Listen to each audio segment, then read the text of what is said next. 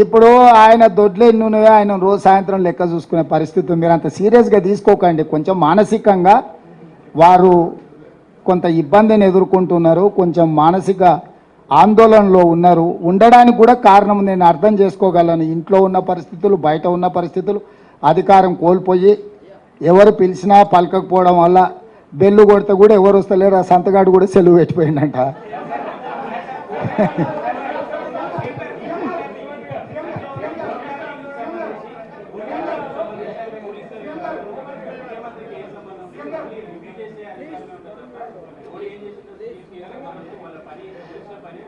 నాకు తెలియదు, ఇంకా దాని మీద పూర్తి వివరాలు నేను తీసుకోలేదు. తప్పకుండా ఆ వివరాలను కూడా బడ్జెట్ సమావేశాల సందర్భంగా విచారణ పూర్తి చేసి అధికారులు నివేదిక ఇచ్చిన తర్వాత మాత్రమే నేను మాట్లాడగలను. ఎందుకంటే బాధ్యత కలిగిన ముఖ్యమంత్రిగా హోంశాఖ కూడా నా దగ్గరనే ఉంది.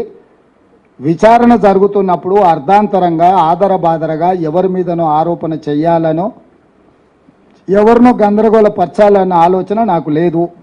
అధికారులు విచారణ చేస్తుర్రు. ఏం జరిగింది, ఏం జరగబోతుందని అధికారులు నాకు నివేదిక ఇచ్చే వరకు నేను ఎలాంటి స్పందన ఈ టెలిఫోన్ ట్యాపింగ్ విషయంలో చెప్పదలుచుకోలేదు.